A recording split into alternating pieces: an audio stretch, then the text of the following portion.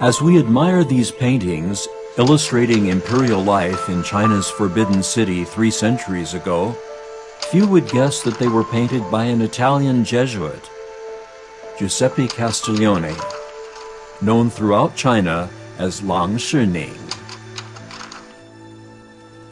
For 51 years, Lang Shining served 3 emperors, Kangxi, Yongzheng, and Qianlong during the Qing dynasty. He became one of China's most highly esteemed imperial painters.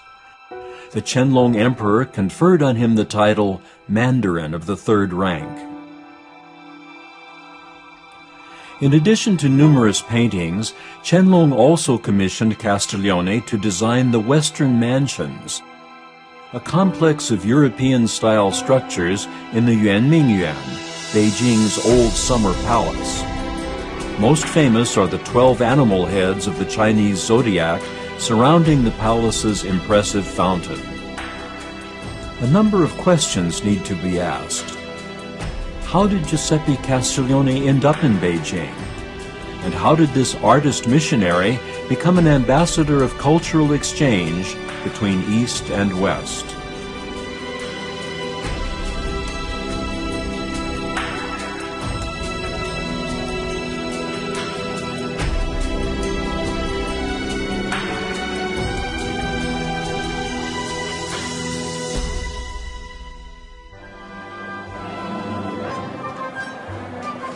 Milan, Italy. The ancient and noble Renaissance city has always been synonymous with the arts. This is where the budding talents of the young Giuseppe Castiglione found nourishment and inspiration.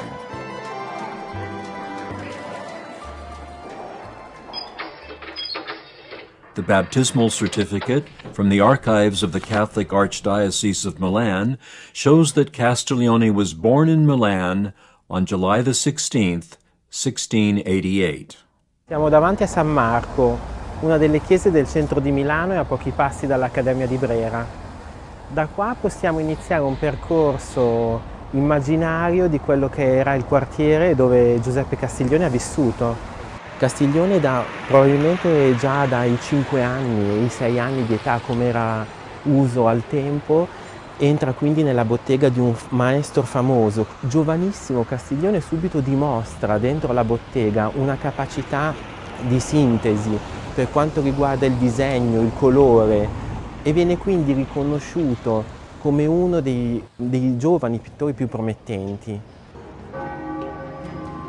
In 1707, at age 19, Giuseppe gazed at the Milan Cathedral for one last time before traveling to Genoa to enter the Jesuit novitiate. Here, 300 years ago, Castiglione took his first vows as a Jesuit brother and began preparing for his journey to the Far East.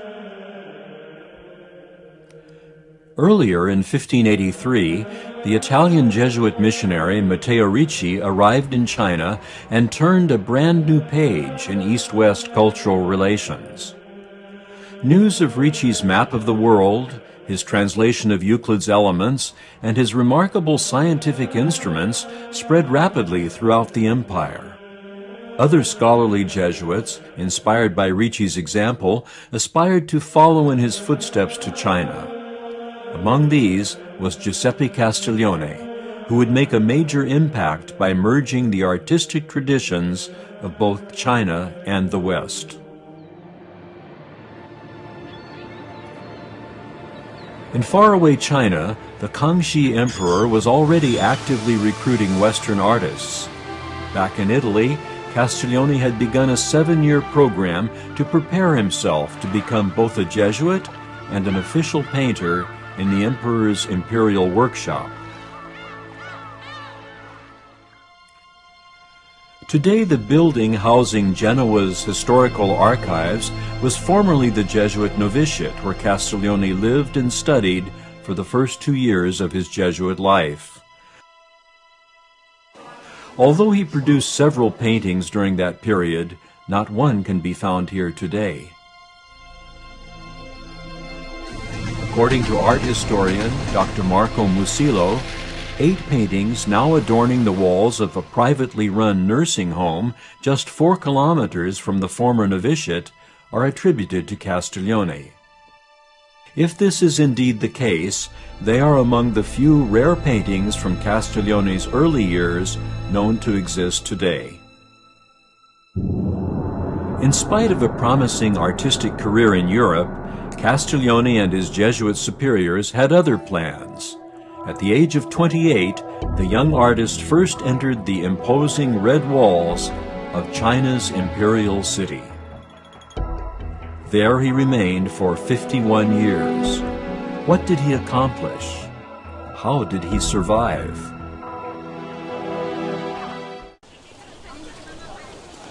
Castiglione's famous painting, 8 Horses, is housed today in Taipei's National Palace Museum. It depicts a lovely scene beyond the walls of the Forbidden City where the emperor's horses were cared for.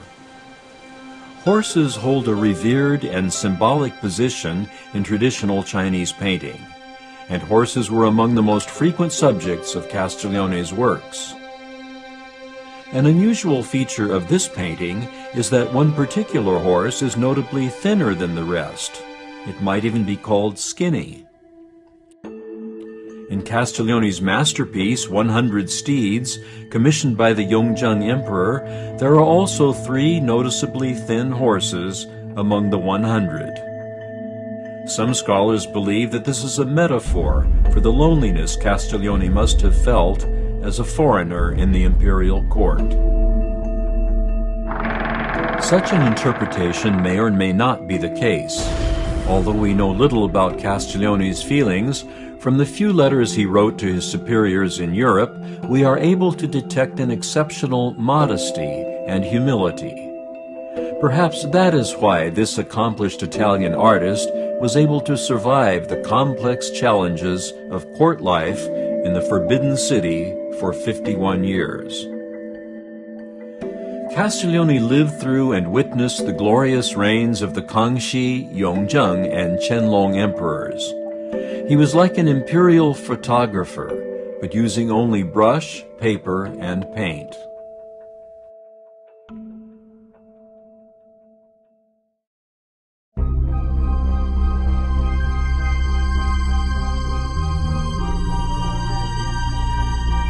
Castiglione, who had mastered oil painting on canvas, may not have known that watercolors and ink on rice paper was the dominant medium on the other side of the world.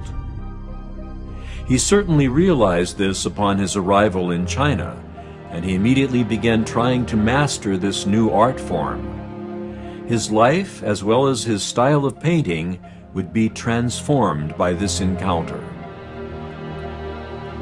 Auspicious Objects, a work on silk, bears the signature Lang Shining and is the earliest of Castiglione's Chinese-style paintings known to exist today.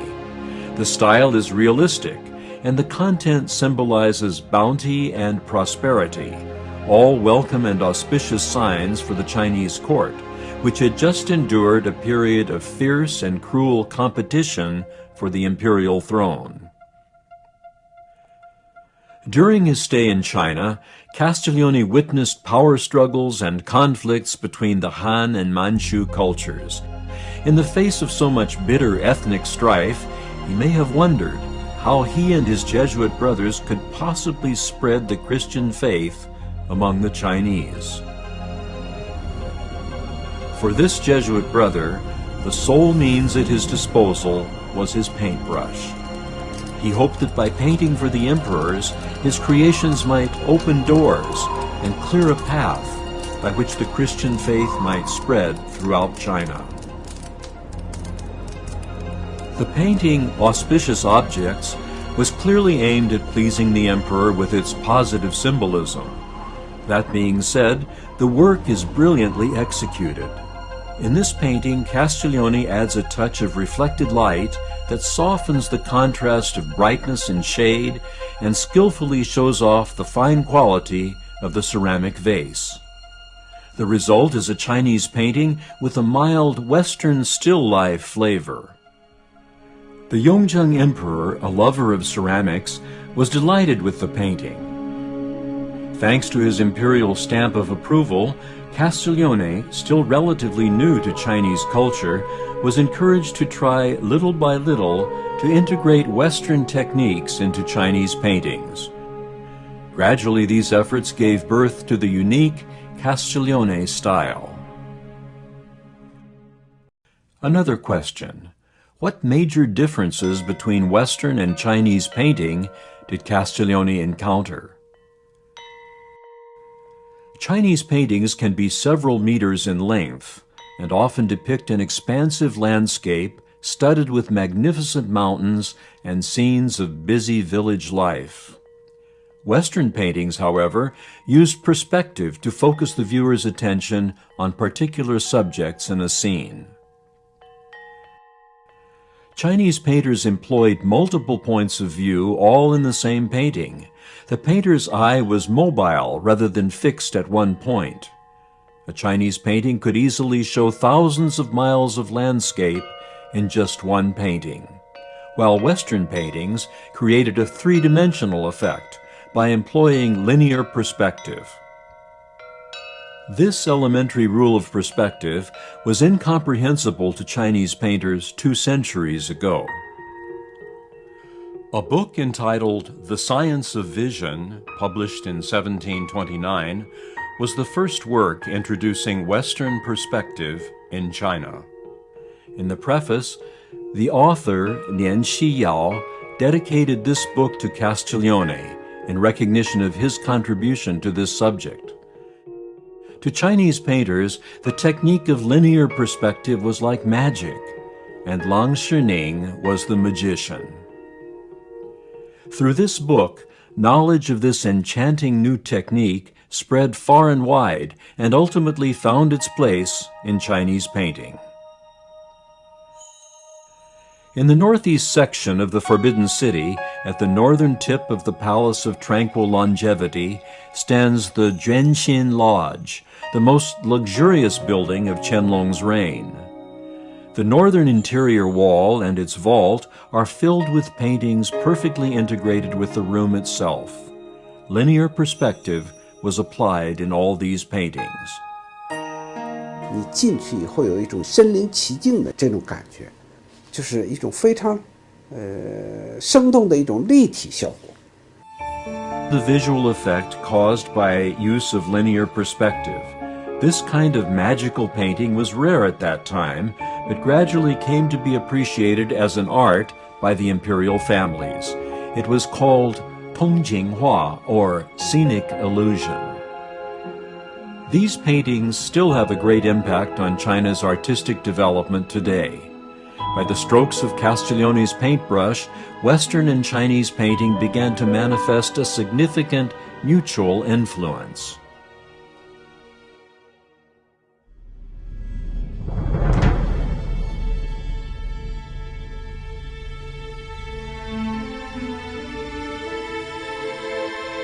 On October the 18th, 1735, Hongli Aishin Gyoro was inaugurated as emperor under the name Qianlong. From this day on, Lang Shining began progressing more rapidly toward the summit of his career as a court painter. Now, finally, he received a commission to paint a portrait of China's new emperor. In the 17th and 18th centuries, the art of portrait painting was in full bloom. Rembrandt completed a number of outstanding self-portraits. His signature technique was to highlight certain facial features while skillfully cloaking the rest in shadow. This created the dramatic effect called Rembrandt lighting. Castiglione hoped to introduce this style of portraiture to the imperial court. However, the Qing dynasty emperors found this unacceptable. A shadow on the face of the subject was considered inauspicious, a bad omen. After careful reflection, Castiglione picked up his long-deserted Western paintbrush and began painting his portrait of Qianlong using oil paint on rice paper. The result was a portrait painted in China's Forbidden City that bore noticeable similarities to the portraits of the European master Rembrandt. According to Rembrandt's lighting technique, the subject's face is illuminated by principal and fill light sources at certain angles. This creates a triangle of light under the eye on the darker side of the face. From a Chinese point of view, a face half lit and half darkened is a yin-yang face, unpropitious in Chinese tradition. So Castiglione made a kind of compromise by adjusting the angle of the light source so that it would shine more directly on the subject. In that way, the chiaroscuro effect along the nose and under the chin was softened, and the portrait appeared natural but also striking. Castiglione excelled in transforming and reconciling conflicting ideas and traditions. The Qianlong Emperor became so fond of this somewhat Western-style portraiture that he instructed Castiglione to make a series of paintings of his empress and his many concubines. A daunting task for this modest, reserved, and celibate Jesuit brother. 有这么一个故事，说曾经有一天，乾隆皇帝带着一些妃子到郎世宁的画室看郎世宁作画。第二天，乾隆皇帝又碰到郎世宁，就问郎世宁：“你觉得我哪个妃子长得最漂亮？”郎世宁低着头回答说：“陛下昨天来的时候，我正在数地上的砖一共有多少块。”他就说了一个数，乾隆皇帝就让太监一数，跟郎世宁说的数目完全吻合。According to Castiglione's chronicle, during his 8 years under the Kangxi Emperor, he completed 10 paintings. During his 13 years under Yongzheng, he completed 100 paintings.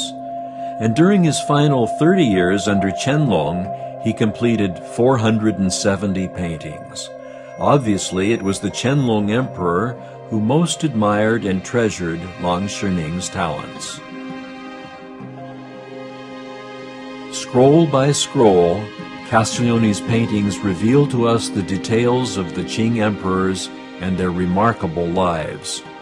On the other hand, they also witness to Castiglione's dual vocation, a diligent court painter and also a devoted Jesuit brother. His artistic talents were warmly welcomed and found their place in the Forbidden City. His religion, however, was consistently ignored and rejected. During Kangxi's reign, Western missionaries were not allowed to preach their religion to Chinese. After Yongzheng came to power, all missionaries, except those in Beijing, were expelled. In 1746, the 11th year of Qianlong's reign, some 20 Catholics were arrested and 5 Western missionaries were imprisoned. Altogether, some 800 Catholics were persecuted. When this tragic news reached Castiglione, he was so distressed that he decided to intervene by begging for mercy in front of the Hall of Supreme Harmony. By then, Castiglione was old and weak. Nevertheless, he was determined to show solidarity with his persecuted co-believers. He knelt there for one day and one night. Emperor Qianlong was by no means touched by Castiglione's supplications. Before long, however, word came that 5 of his colleagues had been reprieved. Castiglione himself was pardoned for his audacious intervention and allowed to continue as court painter. Despite the increasing discomforts of old age, he continued to glorify what he believed was the beauty and goodness of God through his art, and in this way to quietly celebrate his faith.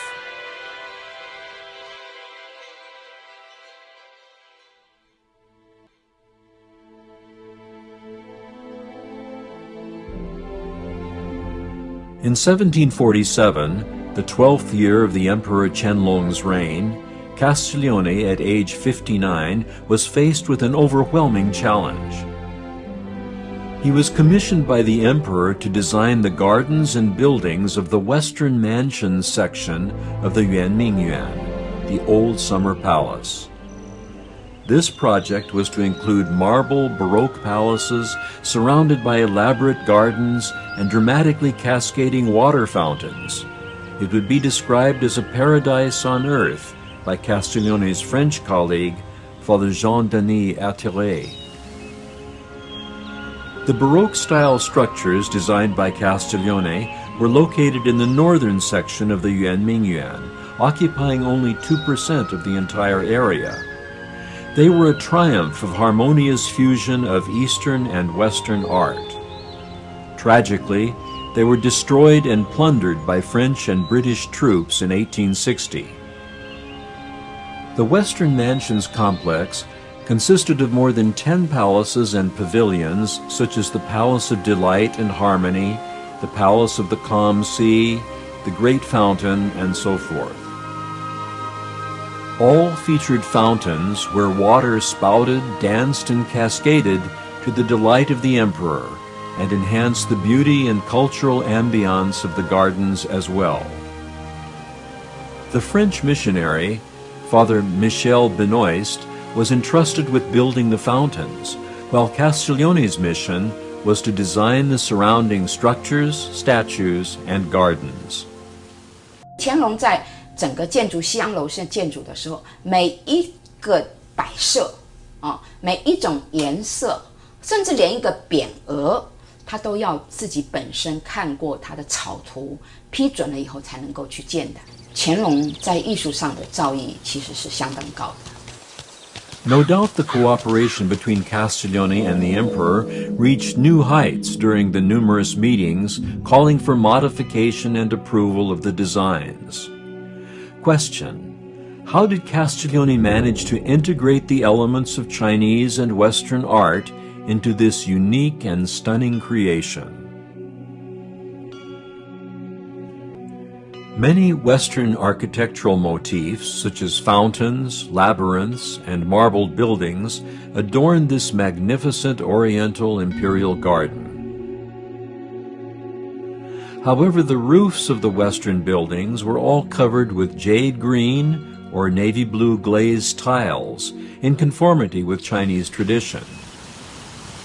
Glazed tile was a common feature of Chinese architecture. The imperial rites dictated the precise color of the tiles. Castiglione and Benoist were able to successfully incorporate Western architecture into a Chinese garden, creating a new and unique art form universally admired. On the terrace of the Palace of the Calm Sea, Castiglione designed a water clock decorated with 12 Chinese zodiac statues, animal heads on robed human forms. Castiglione succeeded in creating these 12 zodiac figures, each one rich in Chinese symbolism and imbued with Western charm. They could be Castiglione's most famous works. In 1860, during the pillage of the Yuanmingyuan, the heads of the 12 zodiac statues were plundered and disappeared. Even now, the loss and return of these statues stirs waves of intense and complex feelings among the Chinese. After more than 2 centuries, Castiglione and his 12 zodiac statues have once again caught the attention of the world. His Western mansions, along with their fountains and statues, is often the subject of conversation between Europeans and Chinese. Castiglione's legacy has become a model of successful dialogue between two cultures. Westerners find Castiglione's Chinese motifs fascinating, while Chinese find his foreign viewpoints exotic and revealing. Castiglione has become a legend in China, and his works are national treasures. Whether in architecture and painting, or in culture and vocation, Castiglione found himself immersed in a host of conflicting values and forces. He overcame these obstacles with creativity, patience, and the ability to adapt to extraordinary circumstances. He devoted his life to employing his God-given artistic gifts to forge a cultural dialogue between East and West. From Milan to Beijing, he created a rich spiritual legacy of insight, sensitivity, and beauty for the world and its future generations.